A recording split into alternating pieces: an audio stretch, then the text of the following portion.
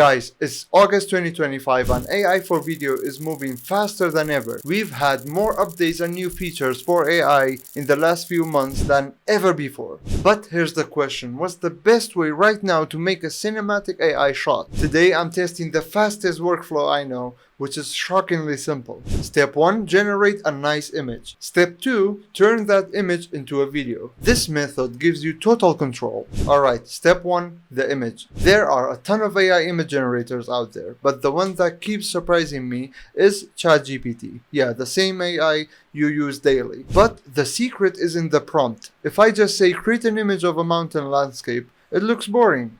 But if I say 16:9 aspect ratio, cinematic lighting, realistic photography, little imperfections, suddenly it looks like a shot straight out of a movie. If it looks great straight away, fantastic. If not, I just take it to Photoshop, fix the little details, and make it exactly what I want. Okay, now we have a solid image. But you zoom in, it's not high quality.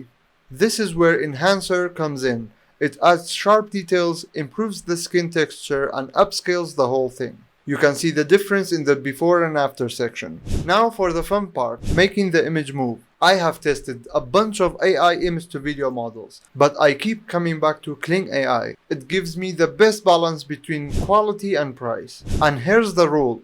Keep your prompt simple, just the action for the subject and the camera movement. That's it. Kling will understand you easily. But sometimes it doesn't. I spent forever trying to get this truck moving, but it's doing burnouts, as you can see.